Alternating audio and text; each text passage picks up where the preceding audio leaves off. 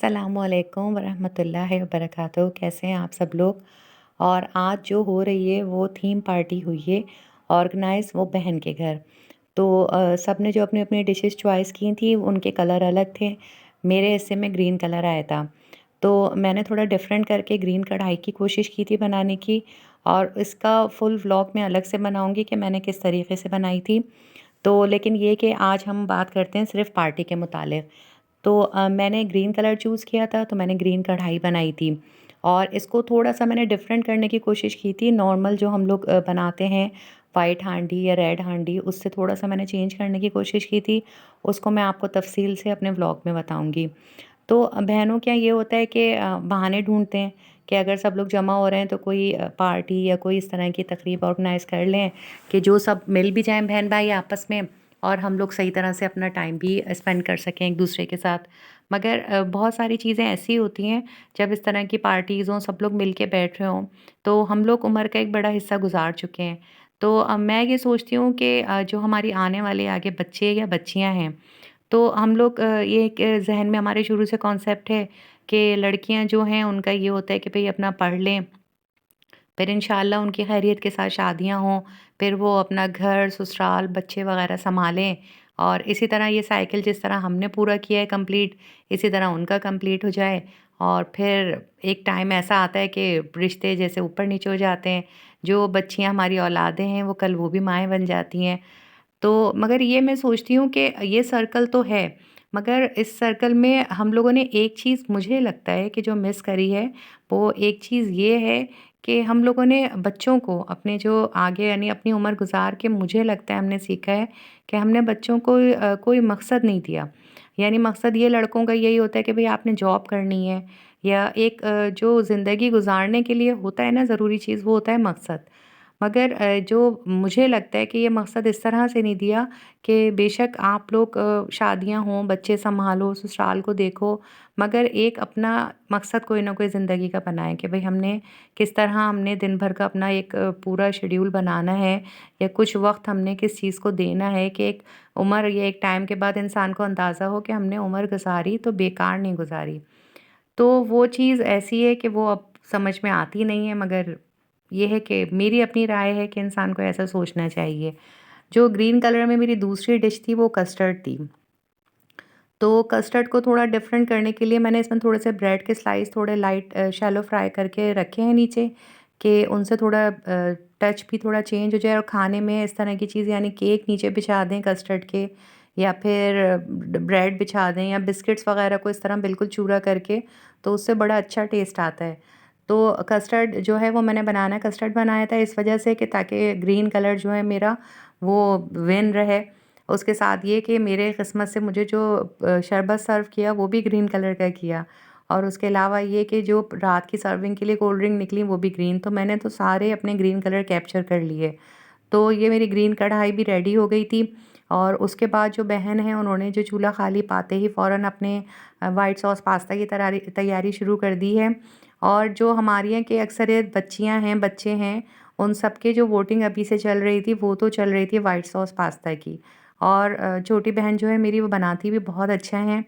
तो एक ज़ाहिर है टेस्ट हर किसी के हाथ का किसी को समझ में भी आता है। तो उनका ये था कि वो जल्दी-जल्दी व्हाइट सॉस पास्ता बना रही थी। और उसके बाद के जो प्लान थे सब ये अगले लोग इंतज़ार कर रहे थे कि चूल्हा खाली हो तो उसके बाद ये वो अपना काम शुरू करें। तो टाइटल तो मैंने ऐसे ही मज़ाक में लगाया है कि हूज़ विन, मगर इस तरह की चीज़ों में कोई विन नहीं होता। सभी लोग जीतते हैं क्योंकि ज़ाहिर है सब इतने सालों से कुकिंग कर रहे हैं, तो सभी ही की चीज़ें बहुत अच्छी बनी थी और सबने खाई भी शौक़ से। और जो चीज़ें ऐसी हैं जो ज़ाहिर है मैं भी शौक़ से खाती हूँ और बच्चे भी, तो वो पास्ता है। पास्ता हर तरह ही के हमारे यहाँ बहुत अच्छी तरह खाए जाते हैं शौक़ से। छोटे बच्चे जो थे उनके लिए तो कशिश थी इस चीज़ में कि हम लोग थीम पार्टी कर रहे थे, तो सबको ये था कि भई आज एक नई चीज़ देखने को मिलेगी और खाने को। तो उस पे ये था कि ये भी तकरीबन रेडी हो गया था, इसकी तमाम चीज़ें इसमें शामिल करके, और पास्ता लास्ट में शामिल कर लिया था। और इसमें उन्होंने लास्ट में चीज़ भी शामिल की थी, और थोड़ी-सी चीज़ ये लास्ट में ऊपर से भी स्प्रिंकल करेंगी तो ज़्यादा अच्छा-सा इससे हो जाता है बाइंड। और जो एक बहन जो है उन्होंने पुलाव बनाना था, तो उनका पुलाव की भी प्रिपरेशन चल रही थी।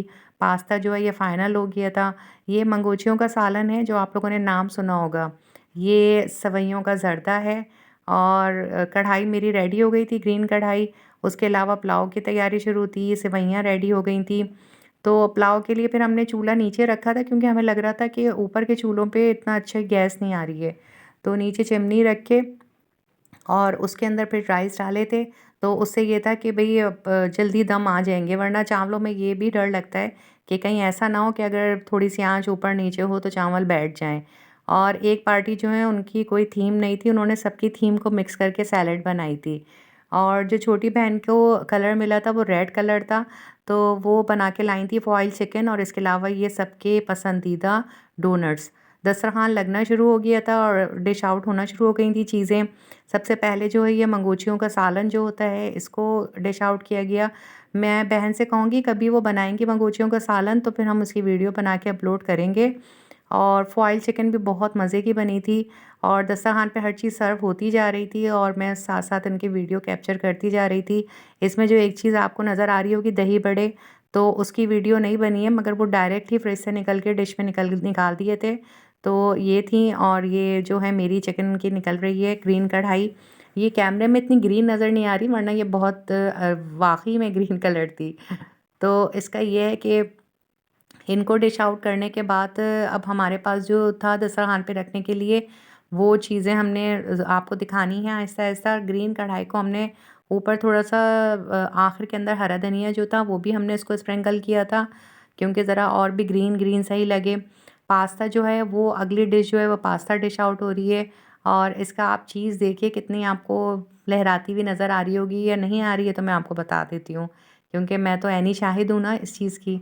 तो इसमें ये कि बड़ा अच्छी-सी लग रही है, रेशा-रेशा सा नज़र आ रहा है डिश में डलते हुए और गरम-गरम खाने में आपको बताएँगे और भी मज़ा आएगा। आप लोग भी ट्राई कीजिएगा और दस्तरख़्वान तकरीबन लग चुका है। बच्चों को ये कह रहे थे हम लोग कि भई वो अपनी-अपनी नशिस्तें सँभाल लें ताकि बड़ों को फिर बैठने में आसानी रहे। और आज का दिन हमारा बहुत अच्छा रहा।